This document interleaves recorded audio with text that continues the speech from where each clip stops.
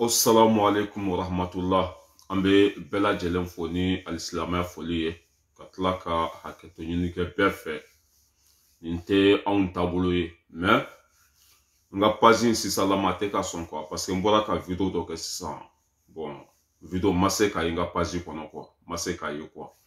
Mais c'est pas grave, ça arrive souvent. Nin ko sugu ninnu bɛna souvent. N bɔra ka video dɔ kɛ sisan ko n b'a a video partager bon. Ma se ka ye n ka page sanfɛ quoi. C'est pour cela que n seginna video kɔnɔ hakilina min bɛ n na k'a fɔ tuguni. N'a passera o don, n'a ma passé, c'est pas grave. N tun bɛ fɛ ka page kura dayɛlɛ mais avec ça n b'an démerder quoi. Comme an bɛ juguw nin kan, an bɛ k'u bunte su ni tile bon. U b'an ka pagew nɔfɛ sugu parce que depuis n ka compte minɛna bon, nin fanga ka dɔgɔ quoi. Mais avec le temps ça va venir. Tonton Omes k'i fɔ k'i waleɲuman dɔn. N'a sera sa ko n ka foli b'aw bɛɛ lajɛlen ye. Mɔgɔ fɛn fɛn bɛ kɛnɛ kɔnɔ k'aw fo an bɛ ɲɔgɔn bolo. Voilà. Kuma cayara bɛɛ bɛ k'i ta fɔ Diko ma. Or que Diko ma a ma kojugu fɔ. A ye wele bila a ka tɔndenw ma k'u bɛ bɔ dumasi min bɛ ka na k'o bɛ taa kuranɛ kalan. Ɔ kuma fɔlen ni bi cɛ an ɲɛ b'a la maliyɛndenw ye fan bɛɛ kɛ sɔ ni magɔrɔni ye. Dɔw y'a faamuya, dɔw m'a faamuya. Mais ne kɔni bɛ min fɔ malidenw ye cɛkɔrɔba ka kuma ça veut dire que n'i taara ka kumaw lajɛ kunun fo bi a bɛ kuma fɛn fɛn fɔ a bɛ taa jamana kɔnɔdenw ka faveur de la a bɛ kuma fɛn fɛn bɔ a da kɔnɔ a bɛ nafa lase jamana kɔnɔdenw de ma a ka kuma ma deli ka tɔɔrɔ lase jamana kɔnɔdenw ma n'o ye Imam Diko le Sage k'a fɔ mɔgɔw ye dɔrɔn bɛɛ k'i hakili sigi cɛkɔrɔba ye wele bila a ka tɔndenw ma ko dumasi don k'u ka ɲɔgɔn sɔrɔ Bako Jukɔrɔ ni balontantere min bɛ yen k'o bɛ kuranɛ kalan ani fɛn min b'a bolo k'a fɔ jamana kɔnɔdenw ye a ma fɔ k'a bɛ Sogɛli gɛn a ma fɔ k'a bɛ Asimi gɛn a ma foyi fɔ mɔgɔ ye voilà toute façon k'a fɔ aw ye dɔrɔn bɛɛ k'i hakili sigi foyi tɛ yen parce que Diko bɛ Asimi comment ça s'appelle Buye Ɲɔrɔn Buye o bɛ Asimi kɔ Ɲɔrɔn Buye bɛ Sogɛli kɔ Diko yo oye a y'o faamuya Diko ça veut dire que Diko t'a fɔ k'ale bɛ bɔ ko ka Sogɛli gɛn ka Asimi gɛn n'a ko k'a b'o kɛ a bɛ komi a ko k'a bɛ Buye de kɛlɛ Diko dun tɛna Buye kɛlɛ fɛn fɛn ka di Buye ye o fana ka di Diko ye fɛn fɛn ka di Buye ye o hakilina fana hali n'a y'a sɔrɔ o tɛ Diko fɛla ye mais Diko tɛ bɔ kɛnɛ kan k'a bɛ Sogɛli ninnu kɛlɛ walima ka Asimi kɛlɛ Diko tɛna sɔn o ma par exemple a bɛ se ka fɛn dɔ ye fɛn min taabolo man ɲi a bɛ se k'o fɔ i y'a faamuya b'a la parce que mɔgɔninfin ka baara bɛɛ tɛ se ka ɲa a bɛ se ka fɛn dɔ ye Sogɛli la walima a bɛ se ka fɛn dɔ ye Asimi la a bɛ se ka bɔ k'o fɔ mais k'a fɔ ko a bɛ bɔ k'u gɛn komi a ye Buwa gɛn cogo min na o kuma tɛ yen dɛ o kuma tɛ yen bɛɛ k'i hakili sigi voilà parce que mɔgɔ caman yɛrɛ ye ne wele a ko ne fa de ye Diko ye ko ne ni Diko ka surun ko n k'a wele k'a kana bɔ Sogɛli kama k'a kana bɔ Asimi kama ko parce que ale kelen de bɛ se ka président gɛn a kelen de bɛ se ka président sigi mɔgɔw panikelen don fan bɛɛ kɛra so ni magɔrɔni ye WhatsApp groupe kɔnɔ mɔgɔ min ye ne wele a bɛ mɔgɔ 20 ni kɔ bɔ bɛɛ n wele a y'i fa don ni ne yɛrɛ ko Diko ka numéro tɛ n bolo a dɔw yɛrɛ tɛ da la ni n y'a f'u ye ko ni Diko ma deli ka kuma a dɔw yɛrɛ tɛ da la ko pour que n bɛ k'a fɔ ko n fa don ko pour que n bɛ k'a fɔ comme ça mais n fa don a bɛ tiɲɛ de kan c'est que ça mais kuma tɛ n'a cɛ a ka hakilina ka di ɲɛ b'a kɔ voilà c'est que ça mais a bɛ mɔgɔ kun na k'a fɔ ko Diko de bɛna aw ka kɛlɛ kɛ i n'a fɔ komi ɲa bɛ Jatobugukaw ka groupe la CDR mɔgɔnin ninnu olu fana contannen don sisan u nisɔndiyalen don komi olu tɛ se ka sɛfan ci o tɛ se ka ciga wɔrɔ olu barika bannen don olu fana y'o sigilen b'u ka mobilinin kɔnɔ Diko yɛrɛ nana an ka côté la Sogɛli bɛna bɔ yen sisan Asimi bɛna bɔ sisan o bɛ cɛ o cɛ kun na a tɛ passé dɛ Buye bɛ Asimi kɔ i y'a faamuya b'a la Buye bɛ Sogɛli kɔ a Buye bɛ côté o côté la Diko bɛ yen i y'a faamuya b'a la Buye bɛ côté o côté la Diko bɛ yen Diko tɛna Buye sɔsɔ ni Diko ko k'a bɛ ninnu kɛlɛ a bɛ komi a ko a bɛ Buye de kɛlɛ Diko tɛna o kɛ k'a fɔ bɛɛ lajɛlen bɛɛ k'i hakili sigi dumasidenw kuranɛ kalan dɔrɔn de bɛ yen kɛlɛ tɛ yen mankan tɛ yen foyi foyi tɛ yen n'i y'a bɛ video kɛla dɔw yɛrɛ bɔra k'a fɔ ko Diko wari de dira a ma Faransi ka ambassadeur fɛ ani faransi tɛgɛ bɛ ɲɔgɔn bolo dɔw yɛrɛ fana b'a la k'a fɔ ko a tɛ fɛ irisi ka na mali kɔnɔ parce que ni irisi nana y'a faamuya b'a la amadu gufa bɛ faga ni irisi nana yadagali bɛ faga diko ni jahadisiw de ka surun bɛɛ bɛ k'i ta fɔ mais ça c'est pas grave ni ala ye mɔgɔnifin bonya fɛn bɛɛ lajɛlen bɛ f'i ma ça veut dire que bɛɛ bɛ se k'i bisigi quoi nin kɛra an kuntigi mohamed la dɔw ko fatɔ don dɔw ko mɔgɔlankolon don ça veut dire que nin kuma fɔli ka bon d'a ma quoi mais kafiri bɛɛ y'i ta fɔ an kuntigi mohamed ma est ce que a y'a bali a ka baara kɛta la wa a ma bali foyi la k'a fɔ bɛɛ lajɛlen ye bɛɛ k'i hakili sigi mɔgɔ si kana siran diko tɛna ninnu kɛlɛ mais n'a ye fɛn min y'u ka baara kɔnɔ n'a ma ɲi o kɔni o bɛ fɔ o bɛ fɔ fɛn min man ɲi u ka baara kɔnɔ o bɛ fɔ parce que nul n'est parfait mɔgɔ si dafalen tɛ mɔgɔnifin bɛ se ka fili fili bɛ yɔrɔ min na olu bɛ corriger sinon du côté mɔgɔ ye k'a fɔ mɔgɔ min don ka bɔ dɔrɔn k'i kɛ kow kan ten ka bɔ dɔrɔn k'a fɔ k'a bɛ mɔgɔw kɛlɛ ten o mɔgɔ tɛ Diko ye dɛ an bɛɛ bɛ Diko dɔn ala ye sabali d'a ma ala ye muɲu d'a ma a bɛ filɛli kɛ ça veut dire que i bɛ cɛkɔrɔba mɔgɔ minnu bɛ cɛkɔrɔba dɔn depuis kunun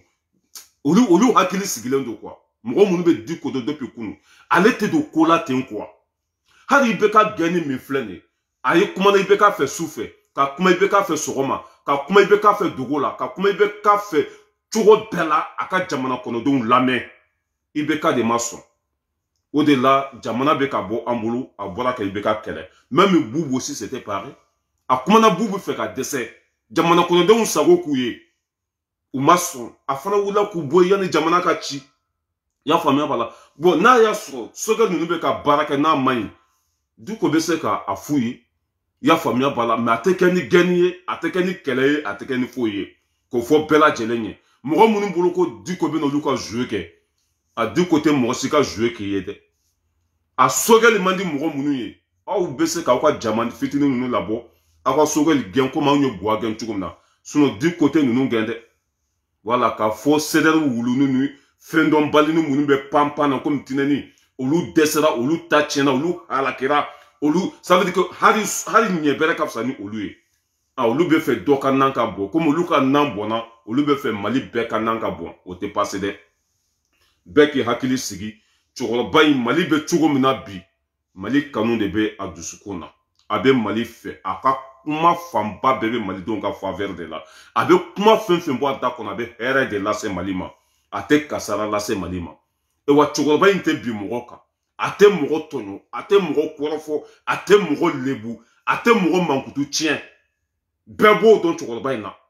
sinon mɔgɔw ka kuma nana yan cɛkɔrɔba dɔw ye nkalon tigɛ o nana Facebook sanfɛ cɛkɔrɔba dɔw ye kuma 2 fɔ o nana yan cɛkɔrɔba dɔw ye kuma 100 fɔ o nana Facebook sanfɛ yan mais Diko kumakan tɛ yen n'a natalen bɛ mɔgɔ la walima n'a ye nkalon da mɔgɔ la walima n'a ye mɔgɔ tɔɲɔ walima n'a ye kojugu ta ka ɲɛsin jamana ma o tɛ yen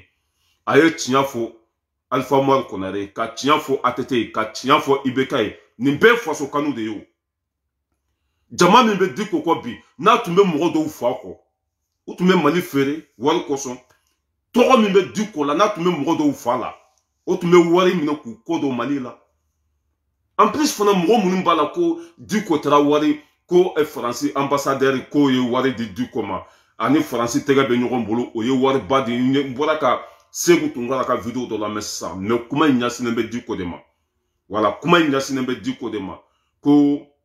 Faransi wari di Faransi ambassadeur ye wari ba di mɔgɔ dɔw ma dɛ mais c'est faux c'est archi faux wallahi ni Diko tun bɛ wari fɛ IBK tun bɛ miliyari d'a ma a tun b'a dabɔ Maliko la wa a tun bɛ balo fo ka taa se a ka saya ma wa k'a fɔ aw ye bi ko wari ko tɛ Diko la commerçant hakɛ min bɛ Diko bolo suguba la ka bɔ a hakili ma Ali Tumunta ninnu Seydou Nantume ninnu o bɛɛ bɛ Diko ka côté la hali an fantan minnu bɛ yan n'an bɛ an tɛgɛ fara ɲɔgɔn kan a bɛ kɛ miliyari ye a bɛ di Diko ma wari ko t'a la nata t'a la foyi a ta ye Maliko de aw kana paniquer i y'a faamuya b'a la aw kana siran aw ja kana tigɛ foyi tɛ yen foyi tɛ yen Maliko dɔrɔn de bɛ yen a ko mɔgɔw ka bɔ dumasi don o bɛ kuranɛ de kalan ka dugawu kɛ jamana ye o sera nkalon tigɛ ni juguya ma o ma se nkalon tigɛ ni juguya ma ni dumasi don sera n'a y'a sɔrɔ u bɛna bɔ ka sokɛli gɛn walima n'u bɛna bɔ ka min kɛ o n'a ye o n'a lakali mais foyi ma fɔ mɔgɔ ye fɔlɔ ko kuranɛ dɔrɔn de bɛ taa kalan fasoden jugu wulila whatsapp groupe kɔnɔ fasoden jugu wulila Facebook sanfɛ bɛɛ kɔni bɛ k'i ta fɔ mais ala ka hinɛ aw la k'aw dayɔrɔ sumaya an bɛ nin cɛkɔrɔba in kɔ dɛ Imam Dicko an b'a kɔ fo saya n'a ma ala bila anw t'a bila ça veut dire que an bɛ hɛrɛ fɛn fɛn kɔnɔ bi n'ale tun t'a sɔrɔ n'i y'a mɛn ko Asimi kɛra président ye Dicko don n'i y'a mɛn ko Sogɛli kɛra ministre ye Dicko don ni Dicko tun tɛ mɔgɔ si tɛ se ka IBK gɛn ka bɔ Mali kɔnɔ ni Dicko tun tɛ mɔgɔ si tɛ se ka IBK gɛn ka bɔ Mali kɔnɔ o bɛ fɔ bi o bɛ fɔ sini an tɛ ɲuman dɔnbali ye dɛ wa an bɛ Dicko kɔ an b'a kɔ fo saya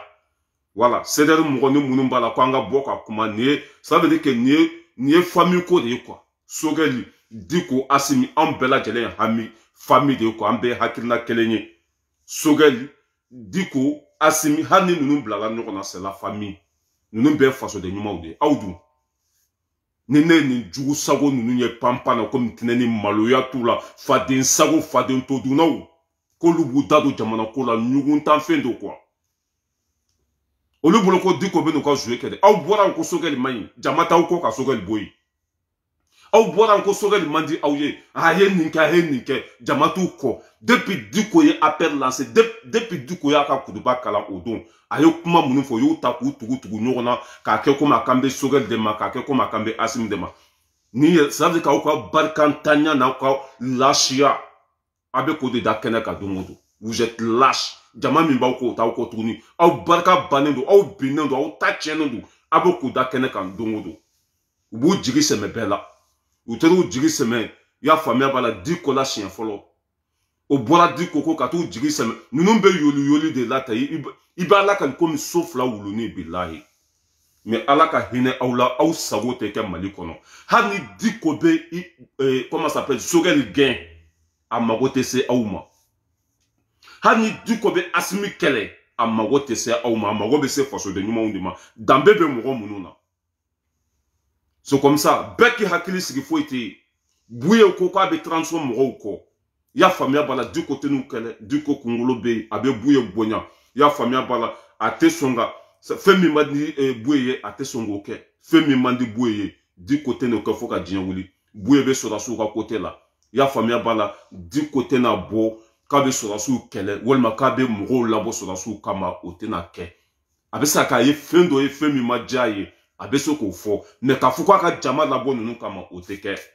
bɛɛ k'i hakili sigi o tɛ kɛ o tɛna kɛ fana parce que grâce à Buye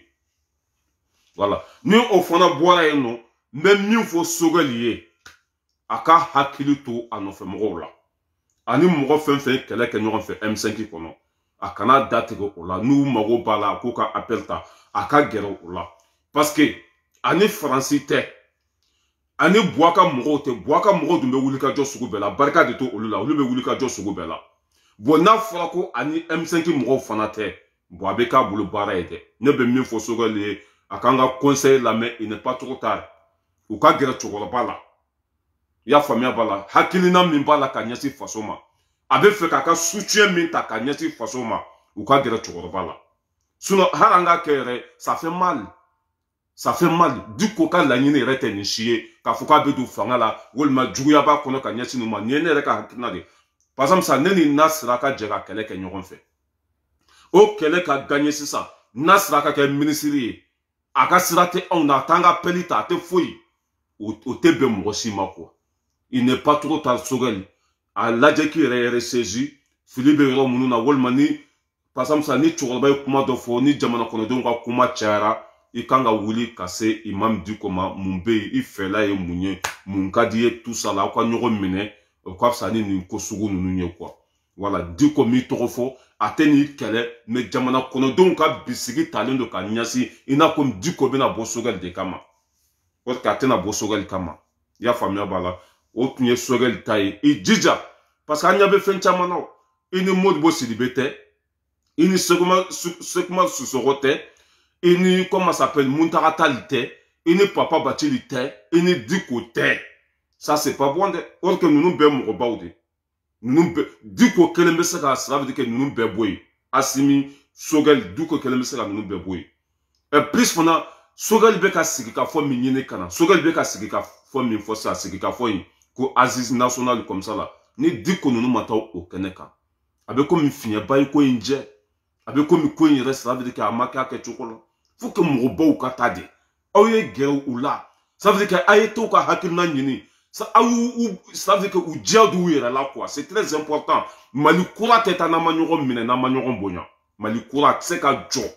na ma guerre nyogona na manyogo bonya na manyogo mine aye guerre chokola ba nuna ou tate war koy ou tate joro koy ou taye mali kode il n'est pas trop tard sogel sinon du côté où il tende et wa te kuma badani prevuta bulu du côté kuma munu fo mini baru sanfé nga che dalu do be sura bulu de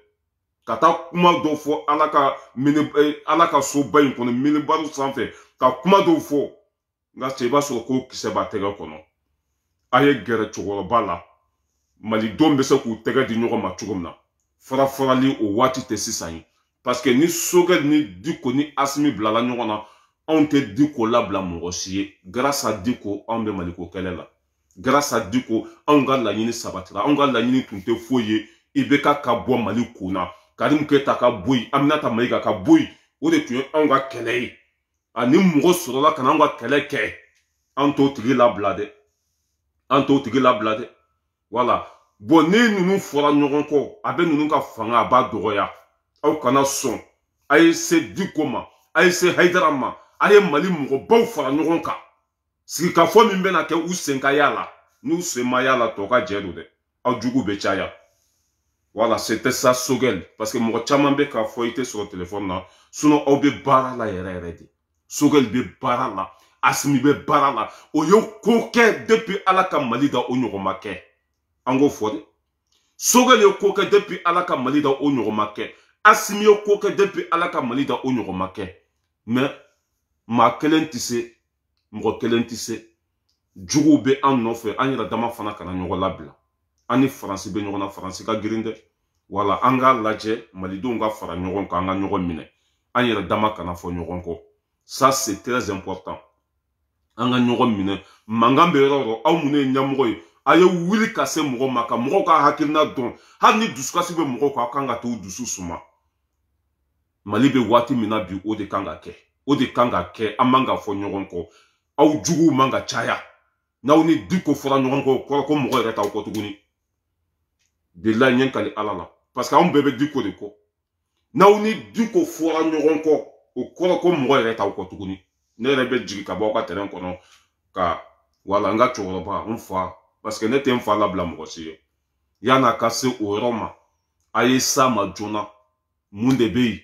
abe fera munfo akala yini ye munye akwa nyogon famia depuis ko mata yoro jan parce que ni malien dabara e pele fin d'obei ni malien dabara e pele fin d'obei voilà aya saya kwa nko réparer jona depuis masero jan choro bani ala sabali dama abe sigi folo ka mogo laje na ye mogo famia minta ye maliko minta ye faso ko minbe chiaka abi deme ni be galon kan ati deme galon kan de be ba donc ala sabali dama et depuis be ka bina ba ka misiri kona be ka jatimina de keo amago be yele mamina amago be jamana kata chugo bina ni o masura de sigide voilà abe fait changement de kana na tunte fait changement kana te be ka boyi voilà aye gere chugoroba la au ka nyogon famia o de dakadi ambela jelena o anga kungorota be o de la no bora no M5 mogo fen pay demsani fara mogo korobaka ayu begere au yera la c'est très important anafaka boko sobe M5 zenesi fen pay a chugoroba fen pay mogo fen keleke ali bana bagato ayu bedeme ayu ge nema fo beka ke ministry ou beka ke député ou beka joro so ne kanto made ayu ça veut dire que ku jawu yera bolo quoi c'est très important ou sengena de mogo sengena beka gani no fait M5 sengena yera de voilà minye cédère mogo ka côté du côté na mogo se ka jouer ke du côté ballonnier ne ba tankata en fait ne ba ki sawe ote kede mogo chama be ka bisigi français wari dama abe Amadou Goufa de ka côté là ni ya te fait ici bébé qui t'a fait quoi mais an kɔni bɛ a seereya ye an bɛ taa seereya lahara cɛkɔrɔba in ye silamɛ de ye a b'a ka sini fisayaya ma ala dɔnbaga don mumini don i y'a faamuya b'a la mɔgɔba don ni wari tun ka d'a ye a tun t'a tɛgɛ bɔ i bɛ ka tɛgɛ kɔnɔ ni wari tun ka d'a ye a tun tɛ Karimu Keyita gɛn wari tun bɛ ninnu bolo o tun bɛ se ka fɛn bɛɛ k'a ye c'est clair comment ça s'appelle i bɛ kɛ wari di talibi ninnu ma ka wari di gaspille ninnu ma dulɔminaw surtout alimami mɔgɔ caman de kɛra fɛn ye i bɛ ka tile la i ɲɛ bɛ milliardaire caman na commerçant ba ninnu walayi bilayi faso wari don commerçant belebeleba ninnu milliard bɛ mɔgɔ bolo Mali kɔnɔ bilayi faso nafolo don ni Diko tun ko k'a bɛ kɛ olu ɲɔgɔn ye a tun bɛ milliards sɔrɔ ka magasinw dayɛlɛ ka di a denw ma ka denw bila ka taa diɲɛ fan bɛɛ fɛ k'i diya quoi mais Diko ninnu ça veut dire que olu ye diɲɛ kasoladenw de ye olu tɛ diɲɛ fɛ dɛ olu bɛ lahara de fɛ c'est pour cela k'a ye buwa gɛn a den tɛ assemblée kɔnɔ a muso tɛ yen a somɔgɔ tɛ yen a foyi tɛ yen mais baara kɔni ka kɛ tiɲɛ kan mɔgɔw ka bonya jamana fana kɔnɔ on a besoin de que ça. Voilà. Ni o bɔra yen nɔ CDR wuluniw naturel muguniw petite patataw imam ye révolutionnaire sisan kɔni sogɛli bɛna bɔ yen Diko nana fara an kan barika bɛ a la a kuma kan aw sago tɛ kɛ dɛ ne y'a fɔ n ko aw ka bɔ cɛkɔrɔba ka du kɔnɔ fɔlɔ cɛkɔrɔba ka du a ye bɔ yen barika bannen ninnu aw ma se k'aw yɛrɛ kun ni ne ye nin ta tiɲɛnen ninnu sigilen lajɛ quoi n dabaliya bɛ ban de quoi basaw faralen ɲɔgɔn kan u ma ɲɛ u yɛrɛ su ne a ye juguya dabila ala bɛ bɔda dɔ kɛ aw ye n'aw ma juguya dabila hɛrɛ fitinin min bɛ aw ko ala b'a minɛ aw la tuguni aw lankolon bɛ to a ye juguya dabila Mali sɛgɛnna malidenw sɛgɛnna an k'an dusukun jɛya ka ɲɛsin ɲɔgɔn ma aw dɛsɛra aw ko bɛɛ ka dɛsɛ aw ta tiɲɛna aw ko bɛɛ ta ka tiɲɛ depuis o ye Diko kumakan mɛn anw y'a fɔ an ka rasba cɛ tiɲɛ de fɔ a y'a fɔ ko sogɛli man ɲi an ka rasba cɛ Diko yɛrɛ bɔra kama non vous êtes con mɔgɔ kan ka waso ni yɛrɛ ka kɛwale de i man ka waso ni mɔgɔ wɛrɛ ka kɛwale ye fɛn bɛɛ de aw jɛ diɲɛlatigɛ la aw barika banna jama y'aw bila aw ye nkalon tigɛ aw ye wari minɛ zon tɛ se ka kɛlɛ tuguni o dalilu bɛɛ bɛ kɛnɛma o dalilu bɛɛ bɛ kɛnɛma aw tun bɛ ka mɔgɔ kɛlɛ kunun olu tɛ se ka kɛlɛ bi a ye mɔgɔ lagosi bi olu bɛ wari di aw ma ka tila k'aw kɛ faden sago ye olu tɔgɔ tɛ se ka fɔ tuguni mais ala ka hinɛ aw la k'aw dayɔrɔ sumaya Diko tɛ mɔgɔ si ka kɛlɛ kɛ mɔgɔ minnu tun bɛ fanga kɔrɔ kɔnɔ n'aw y'an ka miliyari suɲa engrais feerela tɛ yen i y'a faamuya b'a la 16 miliyari dira dɔw ma k'u ka taa élection labɛn o y'o wari dun Amadu Koyita Keyita Jaliba i y'a faamuya b'a la ani u ka nafiri ninnu u ka faransɛ ni fɛn ninnu Diko tɛ mɔgɔ si ka kɛlɛ kɛ dɛ a tɛ mɔgɔ ka kɛlɛ kɛ dɛ a bɛ malidenw de sago kɛ fɛn min bɛ hɛrɛ lase jamana ma b'o de kɛ a ye taa baara kɛ a ye taa wotoro poussé hali ni Diko bɛ sogɛli gɛn a mago tɛ se aw ma parce que danbe tɛ aw la hɔrɔn kolonw faralen ɲɔgɔn kan jɔn bɛ se aw ma Mali kɔnɔ aw kɛra komi ɲuguntan fɛn maa si tɛ aw fɛ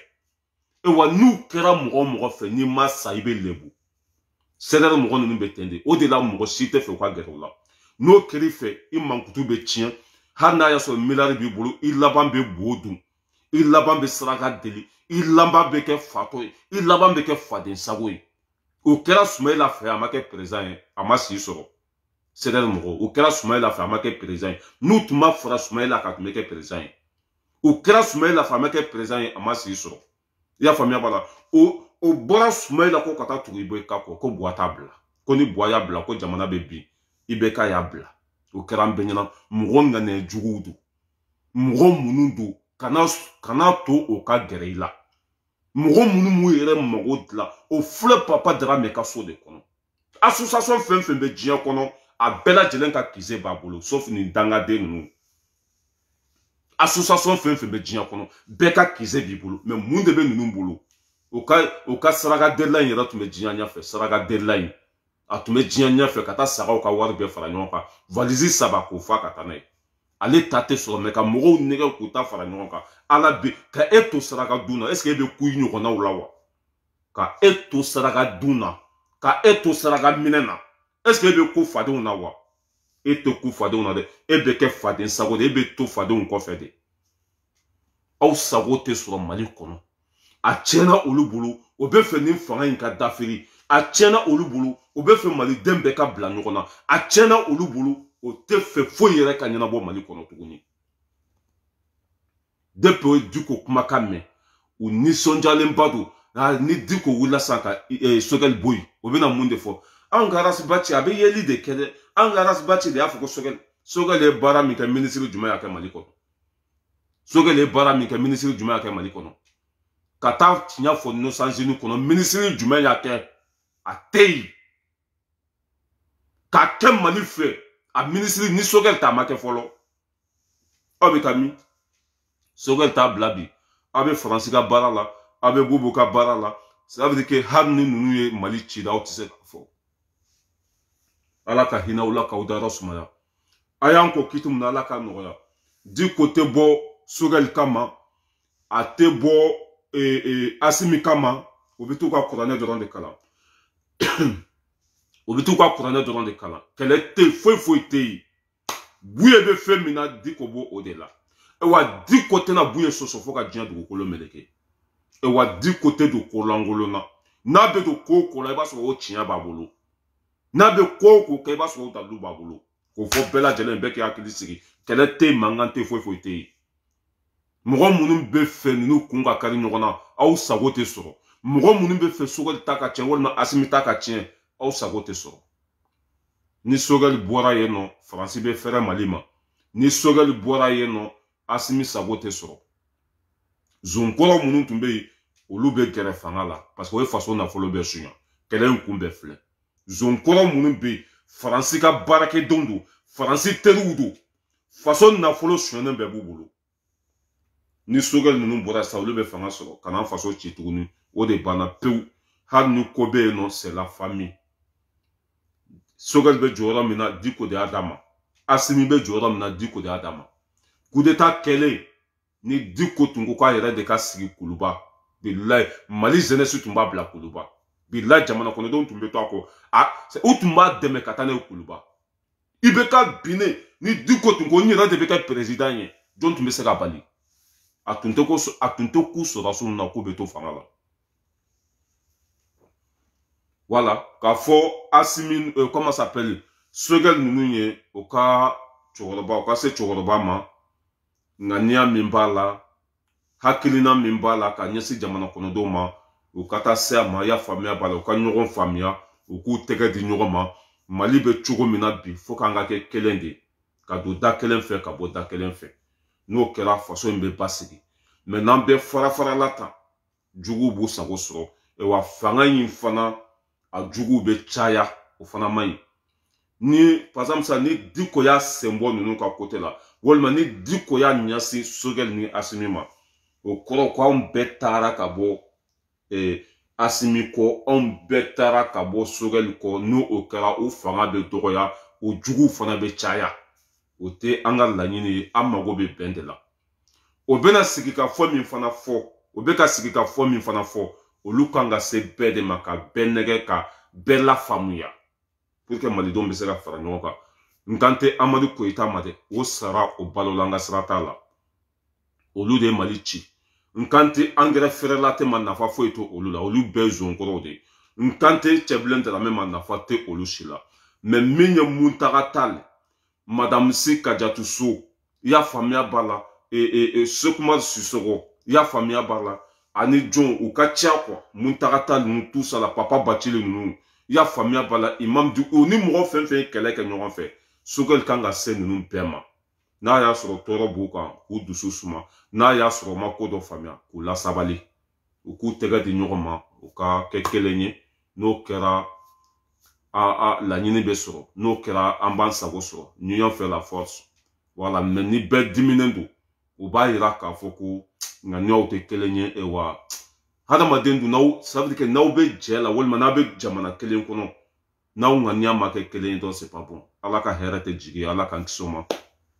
k'a fɔ hasidi ninnu ye k'u donni jigi o tun bɛ fɛ fɛn min ka kɛ o tɛ kɛ o bɛ fɛ fɛn min ka kɛ Mali kɔnɔ o tɛ kɛ hasidi minnu bɛ yen depuis o Diko kumakan mɛn ni arasa denw ba yɛrɛ a ka mobili kɔnɔ fa bɛ yɛrɛ an ka arasiba ci ye nin fɔ dɛ e tɛ foyi e bɛ min e ta tɛ maliko yɛrɛ e ta tɛ hali arasa ko ye e bɛ fɛn min nɔfɛ an bɛɛ lajɛlen b'o dɔn e bɛ min nɔfɛ an bɛɛ b'o dɔn wa e bɛ sa o jatoya la e bɛ sa jatoya la ala ka hinɛ aw la a tɛ passe dɛ a imam ye révolutionnaire a bɛ révolutionnaire kɛ Mali de nɔfɛ n'ale tun tɛ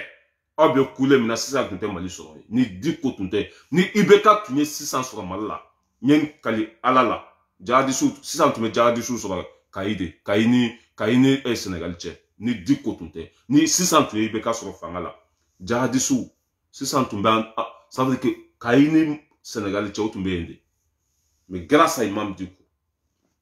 a ye IBK gɛn ka bɔ yen président min n'a dara su fɛ fo sɔgɔma président min n'a dara su fɛ fo 13 heures a tɛ wuli Ogo Sago cira o taara lakunu de Ogo Sago cira o taara lakunu ko dugu bɛ ka jɛni k'ale t'a kalama Jugu Sago dalen bɛ sunɔgɔ la fa da bɛ fa daji la grâce à Imam Diko ni lagasa ninnu y'a bila grâce à Imam Diko ni lagasa ninnu y'a bila an ta an fa labila mɔgɔ si ye Jatobugu kaw mɔgɔ ŋaniya jugu mɔgɔ siri tigɛlenw a bɛɛ dabara ba mais kisɛ tɛ jabaraw aw fulaw bɛɛ ka du b'u bolo aw fulaw bɛɛ bɛ k'u sago sɔrɔ aw dulonnen bɛ cɛkɔrɔba san 70 de kɔ la a ka du bɛ aw bolo a mago sera a ka du ma kalo kalo so in sara bɛ bɛn 100 de ma 100 multiplié par 3 ans a ye cɛkɔrɔba mago sa 100 multiplié par 3 ans o ye cɛkɔrɔba mago sa ani fukari saraka dela faden to duna ninnu ala bɛ ça veut dire que ala bɛ aw sago ne yɛrɛ n ko ninnu b'u k'u yɛrɛ sɛgɛn de quoi ala tɛ aw sago kɛ aw ye fo ka diɲɛ wuli a bɛ nagasi de ka taa fɛ a bɛ lafo de ka taa fɛ ça veut dire que aw bɛ jigi de ka taa fɛ a ye dɔ bɔ juguya la ni o kɛra ala bɛ bɔda kɛ aw ye mais en tant que aw bɛ k'aw mɔgɔ ɲɔgɔn de juguya barika fitinin min bɛ aw la ala b'o fana bɔ aw la aw bɛ ka min juguya ala bɛ taa aw ka barika fara o ta kan i ma ye barika b'an bɛɛ la ka tɛmɛ aw kan ni ne tun bɛ rasa kɔ sisan k'a fɔ ko k'a bɛ papa Darame de ka so kɔnɔ a fɔra k'a ka bɔ yen a ma se ka bɔ yen ne yɛrɛ kelen tun bɛ kisɛ jɔ ka d'a ma n tun bɛ kisɛ jɔ ka d'a ma mɔgɔ minnu b'a kɔ regarde a bɛɛ maa mugu talen ka bila maa foroko kɔnɔ bu n'u jɔ dɛ donna ta bɔra ta anw ta ye maliko de ye dɛ an bɛ tiɲɛ de kɔ dɛ naturel mugu yɛrɛ o yɛrɛ barika banna sotarama boli yɛrɛ y'o ta tiɲɛ a tɛ lajɛ tuguni tellement k'aw bɛ nkalon kan aw ɲɛ tɛ sɛdɛri mɔgɔ jumɛn bɛ min bɛ lajɛ a tɛ yen tellement k'aw yɛrɛ b'a dɔn k'aw ta tiɲɛna fɔlɔ aw de tun bɛ lajɛ ka tɛmɛ maliden bɛɛ kan fɔlɔ aw de tun bɛ lamɛn ka tɛmɛ maliden bɛɛ kan mais jɔn de bɛ aw la bi min bɛ lamɛn a tɛ yen jɔn de bɛ aw la bi barika bɛ min na a tɛ yen n'a fɔra ko Mali bɛɛ tun bɛ aw de kɔ kunun aw de tun bɛ lamɛn ka tɛmɛ bɛɛ kan Segu Tunkara filɛ 10 000 vies 11 000 vies arasa bɛ 250 vies de la 250 vies barika banna fansi video kɛla t'a kɔ mɔgɔ ɲɛnama t'a kɔ hali musonin minnu b'a kɔ k'o lajɛ u bolo yan yɔrɔ a bɛɛ finnen don komi n'i ye namasa da tasuma la bolo yan yɔrɔ a bɛɛ finnen don fari kɛra komi ça veut dire que mɔgɔ tolilenw ala y'i ça veut dire que ala y'u don jahanama kɔnɔ depuis diɲɛ kɔnɔ yan mɔgɔ yɛrɛ ka ban e yɛrɛ la k'i fari k'a tobi ni asiri ji ye k'i yɛrɛ mago sa diɲɛ kɔnɔ yan o mɔgɔ sugu ninnu de b'a fɔ a bɛɛ sunguruba retraitelen Sogɛli ka bɔ yen ni barika tun bɛ e fa la Sogɛli tun bɛ nin place sɔrɔ yen wa en tant que Buye bɛ ninnu kɔ du côté ninnu kɛlɛ n b'a fɔ aw ye dɛ en tant que Buye bɛ sɔrɔdasiw kɔ du côté kɛlɛ dɛ a y'a bɔ aw kunna a bɛ se k'u ka fili f'u ye mais k'a fɔ k'a ka jama labɔ ninnu kama k'u kɛlɛ o tɔgɔ t'a la dɛ walima ka ninnu gɛn ka bɔ yen o tɔgɔ t'a la dɛ a b'u to yen Buye kama a b'u bonya Buye kama n'u filila a bɛ fili f'u ye mais k'a fɔ a ye Buwa gɛn cogo min na k'a ka ninnu gɛn tɛ jamais n'a dun ko k'a b'o gɛn a bɛ se k'u gɛn dɛ a ka girin dɛ Diko ka girin dɛ mɔgɔba don Diko ka girinde a joro ka bo Maliko la ka giri yere de quoi a mana tu mo la beta jiwo yo fe na ya d'ici là ni la harate te jo a ka giri yere de ay ça veut dire que choro ba nkanga bonya de choro ba nkanga bonya de nga cha tuna mo la bi ay mo gushi ni la harate te jo o makambenya ni ay politicien betri blond diko la politicien obesrata sangosa warmugu beduma sangosa olu de opposant ni olu desra ka président boy faut betre jigi kalifa diko de là cela veut dire que poids lourd ou ba don soga ira ba don mo sugu mindu imay a kumana kunu ayaka mo bladro ko ka per lancer du macedon ko beta korane kala bebe ki tafo donc ko amadou boufa terkedo donc ko atefe yada galika yada galika fara donc ko français de wari dama ya famille bala be koni be ki tafu do yero ko no ya famille bala ko abe joro de nofe ko abe sogel placé de nofe bebe ki tafu o ke choro ba ma fenfo moye ama ku kata kurana do ran kala uye fam beke ala no choro ba nka bonde billahi du kokabo billahi du kokabo. Pendant 3 ans, il m'a eu 18 millions. Merci beaucoup. Balo. Merci beaucoup, Balo. Arasa nous ne sans savoir minka tu vas pas sokono. 18 millions. Nous boira le 40 millions à ma banque. 40 millions mboubulo. Sans quel 40 millions. Sans quel 40 millions. Muro joli sans quel 40 millions. Oye minka tu vas pas sokono. Pendant 3 ans, avec 18 millions de mains. Basa ou fera les nyoronka. Aote sogel fait. Naote sogel fait. Ate jamalabo. Naote sogel fait. Ah, on est jamalabo. Choum ka ibeka gen ka bubu gen. Aye jamalabo ke. Ni kisebe jaboro. Ni baraka be aula. Na ube se kola jamalabo ke.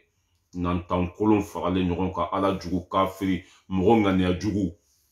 Ala ma baraka do olu la. Kwa ala kana baraka do mogore la. Olu ti se pa parala. Ko mogore fana kana fenke.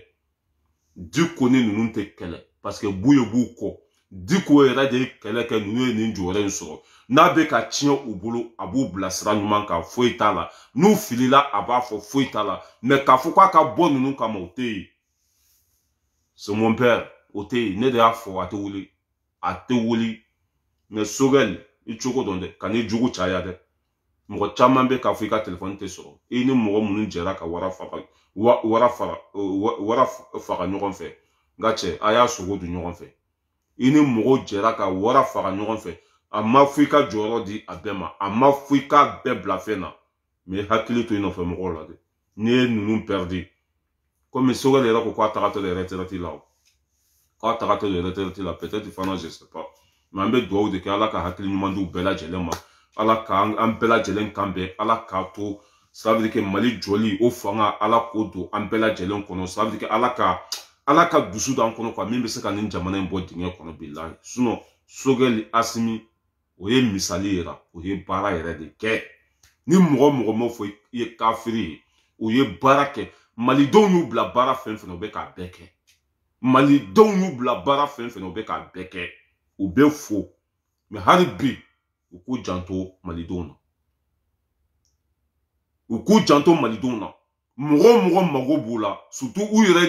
il no fe moro ou ka gero olo la kosobe aw ni moro fen fe liti ke nyoko fe aya u bolo di oluma ah ma fa ka placer do ma de ma ay to ka wuli ka soma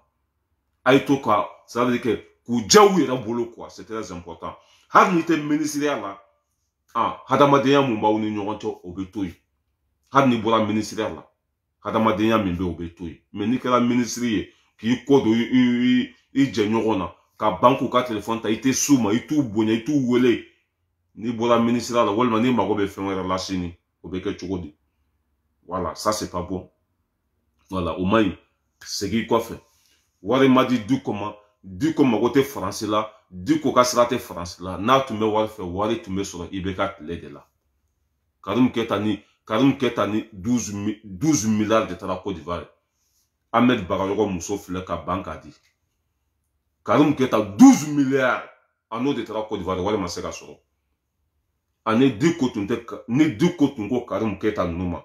Aito fanga la mais 12 milliards à dinema. Dit ko beso ko ban 12 milliards. Ya famia bala. Ni que dongo don watan. Abe ben 100 000 de ma. Dongo do watan. Ibo de dongo do watan 50 000. Dongo do watan. Abe ben 100 000 de ma. Dit qu'on a donc meso ko ban. Otum se ko ban. Karim Keta ni wari mintala ko divala masoro. Ni du ko tun konte se auma. Aye wari dia. Mais de toute façon, jamana ko rebe tande quoi. Do be sanfe, do be duguma. Do be yelike, do te yelike. Do hakili ka bo, do hakili ka toro. C'est comme ça. Mambe do de ke banabarato nuye. Ala ka hakili numanduma. Seder moro. Aeta wotro poussé. Seder moro. Aka gidi lagasain. Kolo sari ngache. Bo kasaba nofe.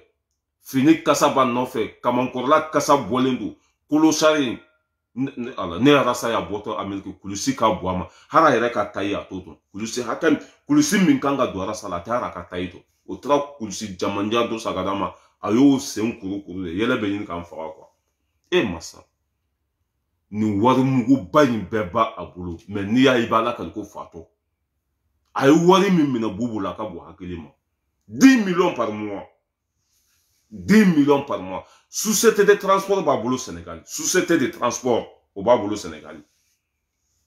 Mais ni a iba la quelque gao fato. Ni a ibe ala quelque fois. Ibe ka fanta minine dunya kono de fleni. Non, ba la quelque contrat de balene ala che. Alete sa. Aka fara nyogon kantoro. Ka beta kunu. Ka beta minala ka farataka. Ibe ta sini ala de bodo. Ala bi farasini mais ate congolote c'était ça la famille quand nous bra fo mo chama ngole akolu sranento mo chama de ne wole depuis appel lance là ko diko be bo vendredi mo chama de ngole ka fo ayoko beki hakilisi choroba ne rani choroba ko na fo ite ne rani choroba ko na fo ite o be bodon ka korane de kala ka duwaw ke jamana ye abana ne yɛrɛ ni cɛkɔrɔba kuma na foyi te an ka dumasidenw kɔnɔ dɔ la bana sogɛli tɛna diko tɛna sogɛli kɛlɛ a tɛna mɔgɔw labɔ sogɛli kama fo ka diɲɛ wuli o te yen a y'a sɛbɛn aw ka bila ye ras bala yɛrɛ di l'homme tranquille depuis Paris anw tɛ galon tigɛ n'an ye ko fɛn fɛn fɔ an y'a ta sun kɔrɔ a bɛ se k'a kɛ a ye fɛn dɔ ye o ma bɛn walima fɛn dɔ ta cogo man a bɛ se k'olu fɔ mais k'a fɔ k'a ka mɔgɔw labɔ sogɛli kama walima ni sogɛli ninnu ka kɛlɛ diko ninnu ka kɛ komi opposant o tɔgɔ tɛ yen o kuma tɛ yen voilà k'a fɔ bɛɛ lajɛlen ye dumasidenw kuranɛ kalan de bɛ yen mɔgɔ minnu panikelen don mɔgɔ minnu sirannen don ko paga tɛ yen voilà c'était ça n bɛ aw bila yan an bɛ ɲɔgɔn bolo an b'an ka cɛkɔrɔba kɔ n'o ye imam diko le sage waraba an b'i fɛ an b'i kɔ wa an t'i labila hali bi ni diko ni sogɛli ninnu bilala ɲɔgɔn na an bɛ diko ka côté de la dɛ ni Asimi ni diko ninnu bila ni Asimi ma diko bonya n'a ma ni sogɛli ma diko bonya an bɛ diko ka côté de la n'i y'a ye bi an bɛ Mali ko la grâce à diko de wa an ka kɛlɛ diko de nana k'anw lafiya anw bɛɛ dɛsɛra ka i bɛ ka gɛnya arasa ye galama ta i y'a faamuya b'a la ka kudu sɔgɔsɔgɔ ta i y'a faamuya b'a la ka tɛmɛ ta ka filen ta ko buwa ka bila ma bila ka fan bɛɛ kɛ sɔni mago ni buwa ma bila ni barika t'i la ni donna ko la o bɛ sira sɔrɔ ni nafa t'i la ni donna ko la o ko tɛ arrivé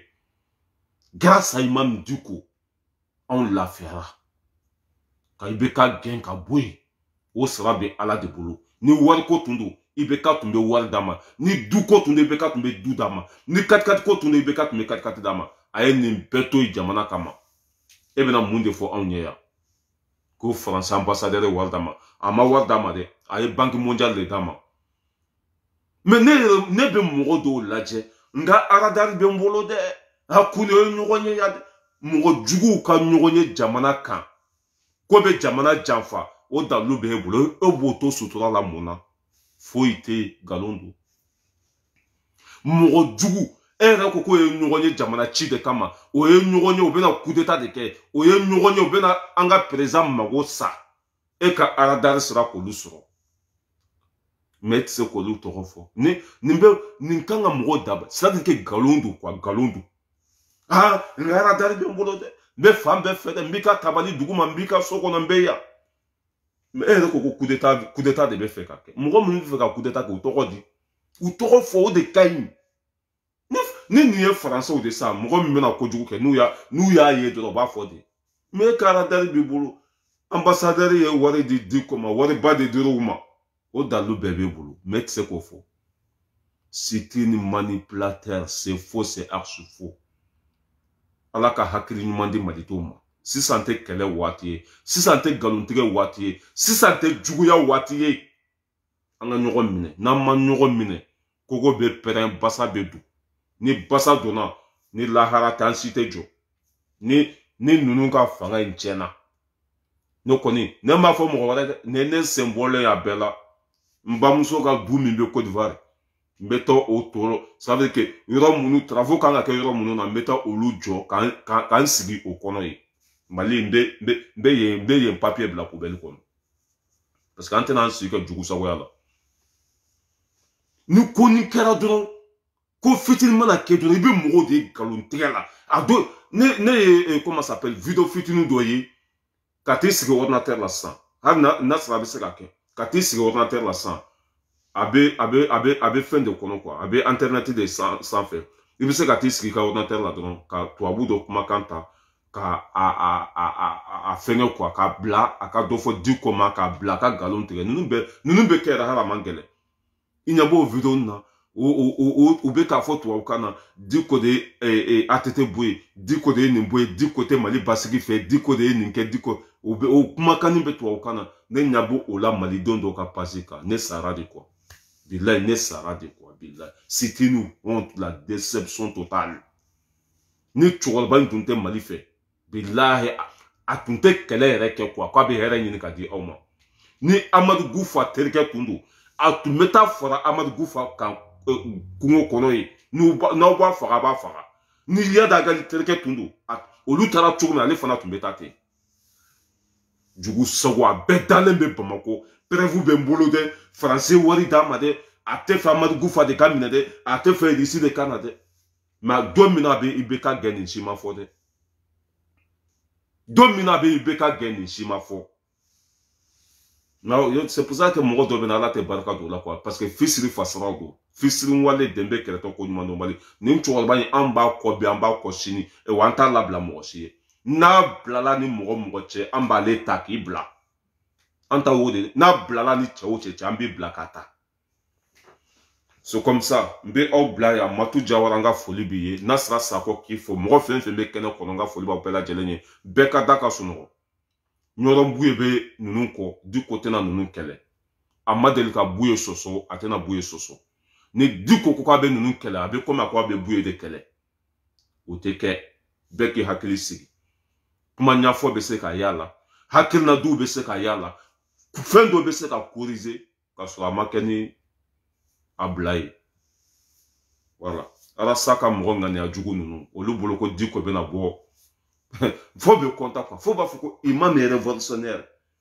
u tigɛra u yɛrɛ ka révolution u tigɛra u yɛrɛ ka gidi la u yɛrɛ ka gidi o tun b'a fɔ min ma ko révolutionnaire Alasa est révolutionnaire ɲɛ b'o la ka imam est révolutionnaire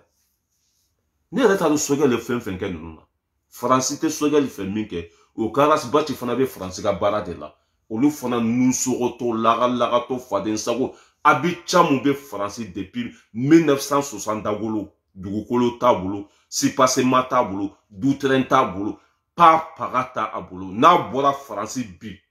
ka taa Mali la fo ka Alasa ka taa bugusoni dɔ de ta luwanse la k'a sɔri o kɔnɔ yan'a ka segin nin den barika bannen magoɲabali ninnu jugu sago faralen ɲɔgɔn kan k'olu bɛ u da don jamana ko la e min yɛrɛ dilan e bɛ jamana dilan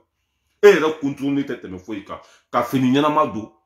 ka so kunturuni kelen jɔ i y'a faamuya b'a la k'i diya e ma se o la i bɛna jamana jɔ wa nantankolon faralen ɲɔgɔn kan pɔridimunaw faralen ɲɔgɔn kan a bɛɛ gawaden n'i y'u ka musomanin ninnu ye e ka seleri lajɛ kun fo kun a tɔ bɛɛ tora lagasa de mɔgɔ ɲɛnama t'a kɔnɔ a bɛɛ kɛra lagasa muso ninnu bɛ tulu mu tulu t'u minɛ Nyada jelen do bolokuru o finon do ya famia bala mɔgɔ kelen couleur kɛmɛ mɔgɔ kelen couleur kɛmɛ muso minnu b'o kɔ bi mɔgɔ kelen couleur kɛmɛ n'u yɛlɛli fɛ i bɛ ala kali ka fɔ ko filɛ kasi de la ni arasa yɛrɛ tɛ mɔgɔ bɛ ninnu fɛ yan wa arasa tɛ tɛmɛ muso de la ni arasa tun ye mɔgɔ ɲɛnama dɔ ye a tun tɛ kɛ mɛ arasa fɛ hali muso min b'a bolo Ameriki bananku ye muso min bɛ kɔmi bananku n'a ye papiye don i bɛ ala kali k'a ye ɔrɔbu de don n'a ye pantalon don i bɛ ala kali k'a ye ɔrɔbu de don a tɛ tɛmɛ muso la hali depuis ne y'a ka porno photo ye musokɔrɔba b'a bolo bilayi musokɔrɔba in i bɛ se k'i pan k'i sigi a kɔ la hali i tɛ bamuna siri la i bɛ se k'i pan k'i sigi a kɔ la hali i tɛ bamuna siri la ne depuis ne y'o muso sugu ni arasa bolo ne ko nin ko nin tɛ arasa yɛrɛ tɛ hadamaden diɲɛ kɔnɔ quoi c'est fini muso lagasa sugu ninnu de b'a kɔnɔ yan